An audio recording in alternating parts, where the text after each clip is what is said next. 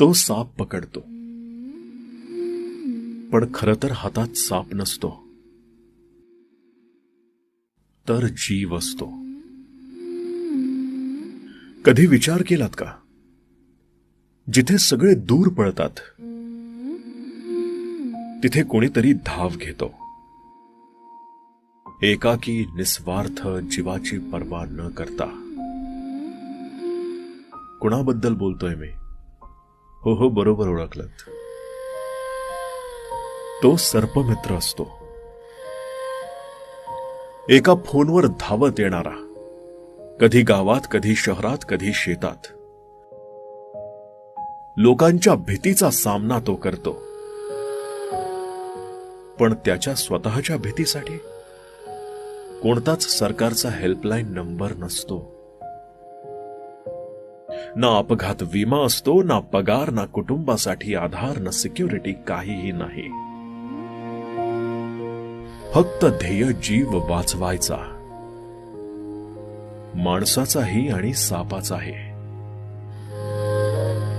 कोणीतरी आई वडिलांचा मुलगा असतो, कोणी मुलाचा बाबा, कोणी बहिणीचा आधार. पण त्याला साप चावला तर तो साप पकडतो, पण खरं तर हातात साप नसतो,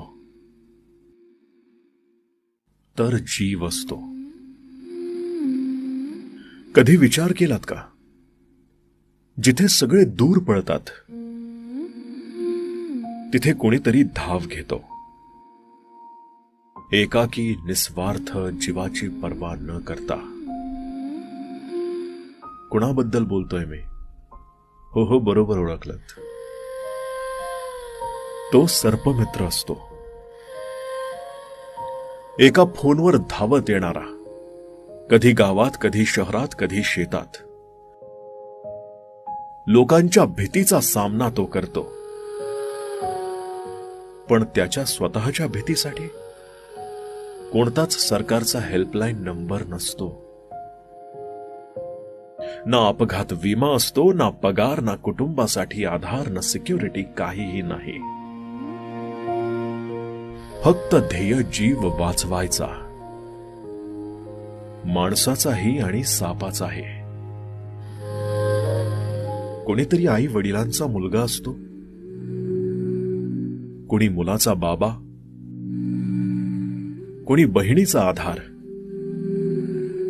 पण त्याला साप चावला